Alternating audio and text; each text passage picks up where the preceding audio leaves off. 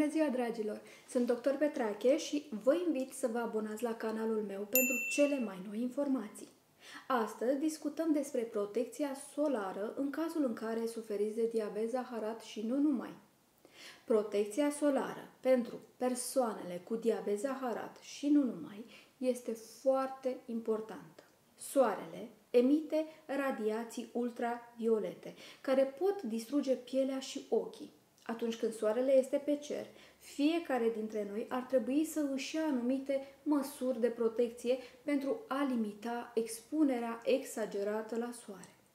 Mulți din noi adoră soarele, însă cu siguranță nici unul nu adoră arsurile solare, pentru că protecția solară trebuie să fie la un nivel optim. Așadar, vă recomand o cremă solară cu factor de protecție de cel puțin 15. De asemenea, vă recomand ca între orele 11 și 15 să evitați lumina solară și să stați la umbră. Persoanele cu diabet zaharat aflate în tratament cu sulfonil ureice trebuie să știe că aceste medicamente pot crește sensibilitatea la lumina soarelui și ar trebui să își ia măsurile necesare pentru a evita supraexpunerea.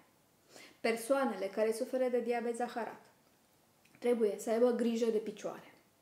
Este cunoscut faptul că diabetul afectează nervii de la nivelul picioarelor și poate întârzia vindecarea. Dacă tăieturile, arsurile sau bătăturile nu reușesc să se vindece, este foarte posibil ca o situație banală să degenereze într-una gravă, în cazul în care suferiți de diabet zaharat. Cel mai bine este să vă feriți de orice tip de rană la nivelul picioarelor.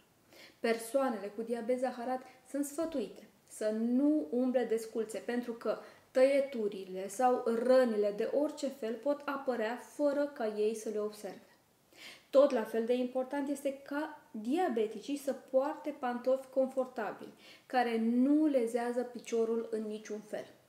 Atunci când stați la soare, verificați picioarele pe parcursul zilei. Protecția solară trebuie aplicată și la nivelul picioarelor, dar mai ales la nivelul degetelor de la picioare. Toți trebuie să evităm privitul direct în soare, fie că avem diabet, fie că nu. Privitul direct în soare poate duce la distrugerea retinei, afecțiune numită retinopatie solară. Diabetul poate crește riscul de retinopatie diabetică. Așadar, diabeticii trebuie să își protejeze ochii de soare pentru a evita distrugerea suplimentară a retinei.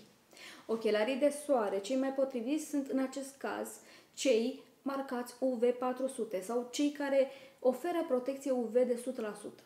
Medicamentele pentru diabet zaharat, dar nu numai, pot fi sensibile la lumina solară. Persoanele ce urmează tratament cu insulină sau antidiabetice orale trebuie să aibă grijă să nu expună aceste medicamente la lumina solară directă sau să le lase să se încălzească. Cam atât pentru azi. Vă mulțumesc pentru atenție. Aveți grijă de sufletul și de corpul vostru.